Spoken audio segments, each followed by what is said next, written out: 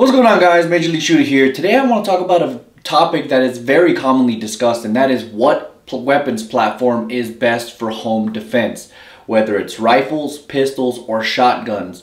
In this video I will be giving my personal perspectives and my personal point of views along with what I personally use for home defense. So with that being said, let's start off with rifles.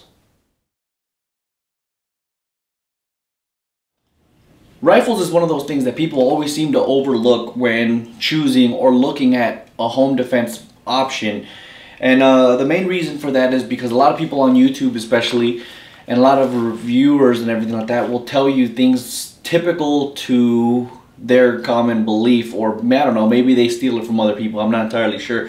But the common thing that you will get is the fact that a rifle round will typically go through your entire house and things of that nature, but that's contrary to popular belief, because especially with weapons like the 5.56 or the 2.23, this one's 5.56, tend to tumble. Everybody's heard that infamous tumbling word, but it's absolutely true. I've seen people get shot in the chest and the exit wound is located by their ankle, and that reason for that is because the actual bullet projected tumbles upon impact, which is also contrary to popular belief that people say that the round tumbles in the air before it makes contact with an object. Not true.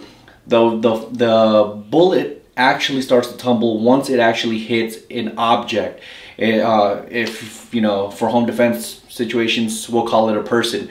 But let's say you miss and you're worried about over penetration. You hit the wall. There is a very big likelihood that the round might not even go too far past the wall behind you. Now, it's always a good idea to know exactly what's behind that wall, you know what I mean, just in case, you know what I mean, there is somebody back there.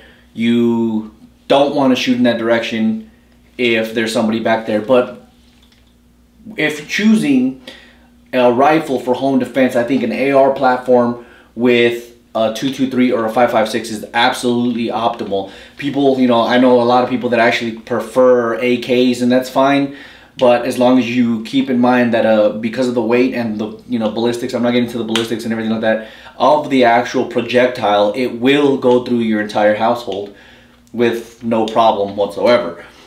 Whereas the 5.56, it will, chances are it won't go all the way through the house. It'll probably just go a few layers and, you know, tumble its way and fragment into smaller little pieces and things of that nature. But the rifle is a great option for home defense, but I still wouldn't choose it. Whenever I see a rifle, especially like a 2.23 or a 5.56 or an AR-15 for that matter, I typically see this as a form of a battle rifle. And in a home defense, the keyword is defense, a home defense type situation, I'm not looking into getting into a firefight or anything like that. As a matter of fact, at all costs, I'm trying to avoid the confrontation and things of that nature. So I'm not necessarily sure that a rifle is optimal for that kind of situation. Another thing that you commonly see against a rifle for home defense is the fact that it's longer, which makes it a little bit harder to maneuver, you know, around corners and things of that nature. Which is true, but with the carbine and everything like that, especially with the collapsible butt stock, you know, you can make it a little bit easier to maneuver around corners and, you know, things of that nature. But the fact still remains, it's relatively long for the most part. But I don't think that's a very good excuse for why you should be against a rifle. But once again, you know, I think a rifle is a great choice. Is it my top choice? Probably not. But you know, if you use a rifle for home defense, you know, it's always better to have something than nothing. So basically, if you're out here, you know, you have a Ruger 10/22 rifle, I would rather have you have a 10/22 rifle for home defense. Do I recommend it? No, but I'd rather have you have that than absolutely nothing. Because that 22 round will poke holes, will hurt. I don't want any holes in me, as Jarhead6 says. You know what I mean? I definitely don't want to get shot. So getting shot with anything is better than getting shot with nothing. So remember, a rifle can be a good viable option for home defense.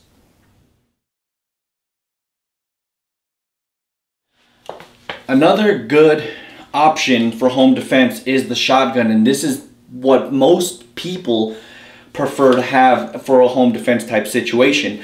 And the reason for that is actually very, very good. The 12 gauge or the 20 gauge even for that matter is a very versatile round. You can have, you know, buckshot, double-aught buck, which is what I use personally for home defense. Double-aught buck, max load, not that short recoil or low recoil stuff, and things of that nature. I do alternate between this and my Mossberg 500. This is a Remington 870. But this is a very, very good viable option for home defense. But is it the best? Probably not. And the same reason goes for the shotgun as what I said before on the rifle. It is very long, so it makes it very hard to maneuver around corners and things of that nature. Now, keep in mind, if you do hear a crack in the night or a crash in the night or anything like that, the best option is not to go and investigate. The best option is to stay bunkered down in your room, you know, and call the cops and let them handle it, you know what I mean? Because property is not as valuable as your life. And even though you have a gun, the fact still remains you can't get shot. I know plenty of people that in combat that had guns clearly and still ended up getting shot. Just because you own a gun doesn't make you invincible, guys. So the best option is for you to stay bunkered down wherever you are and call the cops, and hopefully they get there in time before, you know, you shoot them or they shoot you. Now, in my case and situation, I have to go to the opposite side of my house to check on my kids.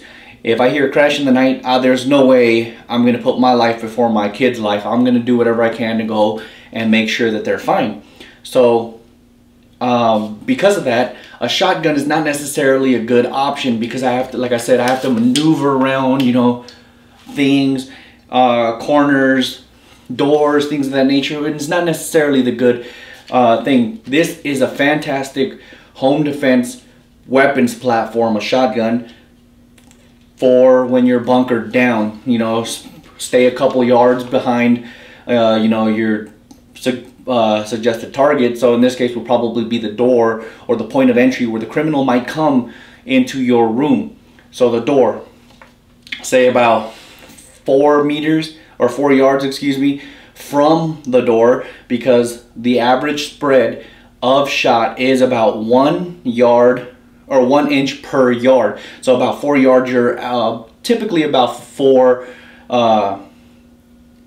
inches of spread, which is pretty good when it comes to a home defense type situation, because the door is just slightly bigger than that, so you don't have to aim as perfectly as, say, as if he was right in front of you and you actually had to have the shotgun right on him or her to neutralize the threat. But a shotgun is probably one of the best things to have when it comes to staying bunkered down. But what if, you know, you have to maneuver around things and stuff like that? Then the shotgun is probably not the best bet.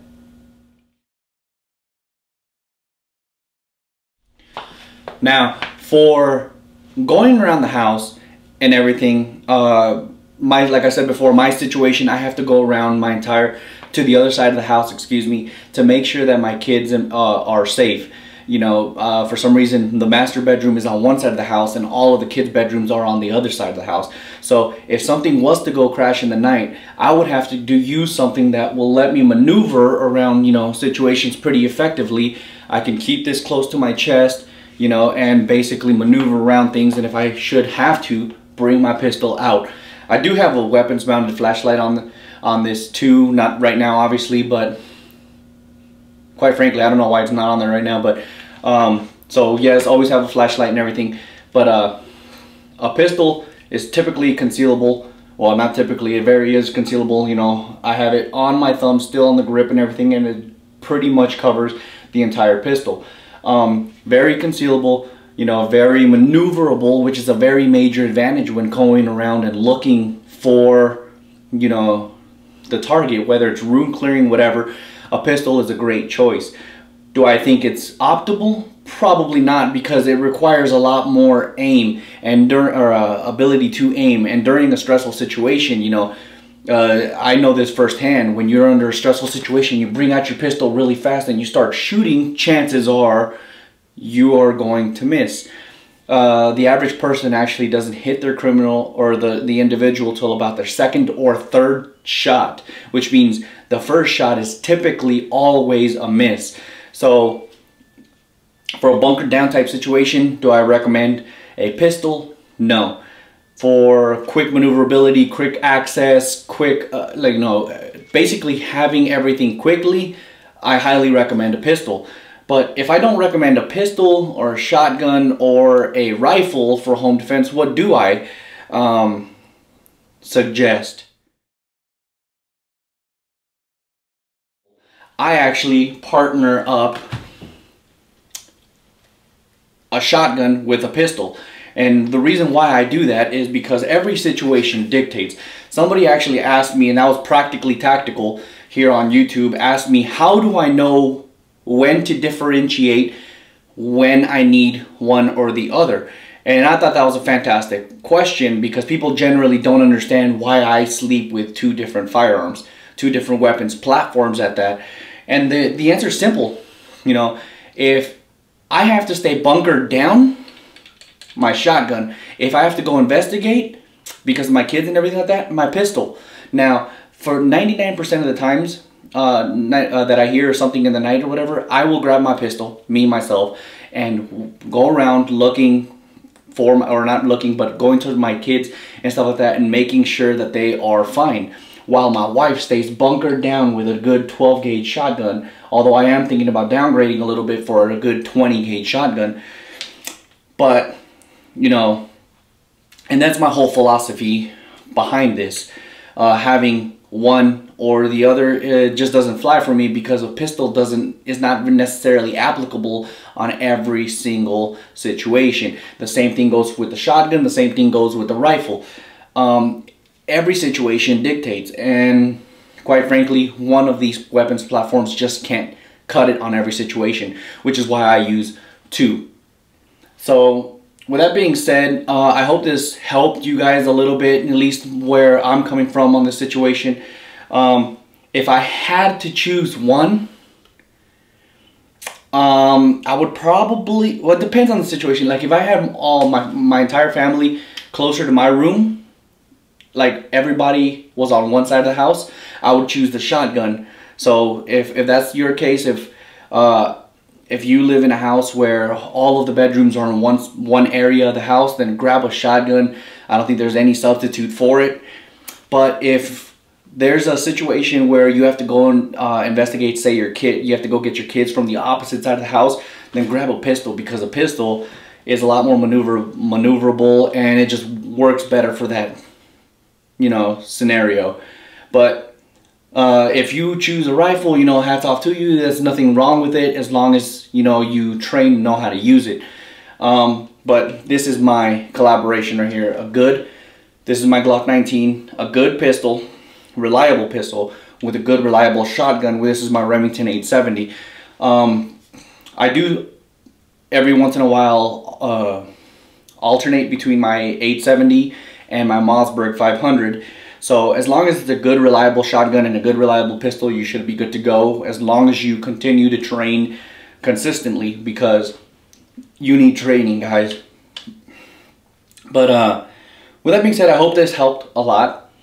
This is just a quick video. You know, I'm gonna make a series breaking down each single weapons platform, the pluses and the minuses, why I would use it or why I wouldn't use it, or both, or in what situations of each. So stay tuned for that. But like I said, I hope you guys enjoyed. That does it for this video. And with that being said, God bless you, and God bless America.